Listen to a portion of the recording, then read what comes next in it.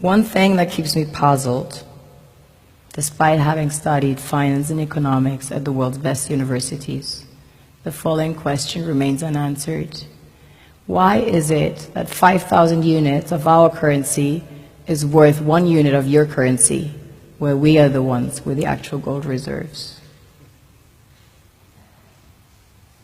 It's quite evident that the aid is in fact not coming from the West to Africa, but from Africa to the Western world. The Western world depends on Africa in every possible way, since alternative resources are scarce out here. So how does the West ensure that the free aid keeps coming? By systematically destabilizing the wealthiest African nations and their systems, and all that backed by huge PR campaigns, leaving the entire world under the impression that Africa is poor and dying and merely surviving on the mercy of the West. Well done, Oxfam, UNICEF, Red Cross, Life Aid, and all the other organizations that continuously run multi-million-dollar advertisement campaigns depicting charity porn to sustain that image of Africa globally. Ad campaigns paid for by innocent people under the impression to help with their donations. While one hand gives under the flashing lights of cameras, the other takes in the shadows. We all know the dollar is worthless, while the euro is merely charged with German intellect and technology, and maybe some Italian pasta. How can one expect donations from nations that have so little? It's super sweet of you to come with your colored paper in exchange for our gold and diamonds. But instead, you should come empty-handed, filled with integrity and honor. We want to share with you our wealth and invite you to share with us.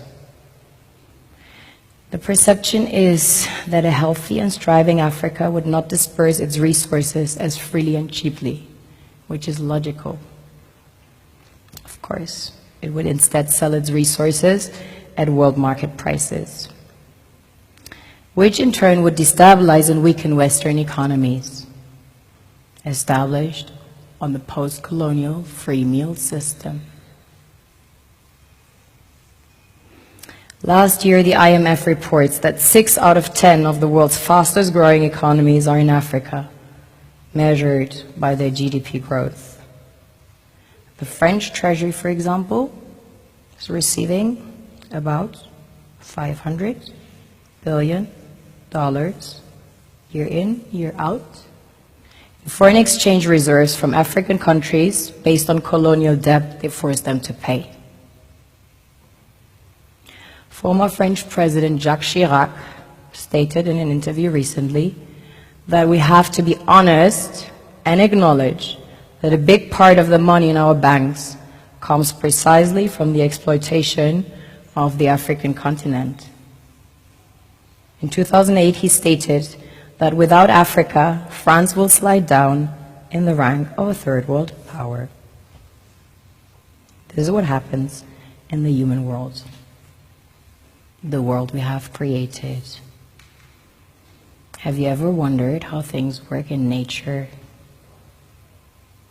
One would assume that in evolution the fittest survives.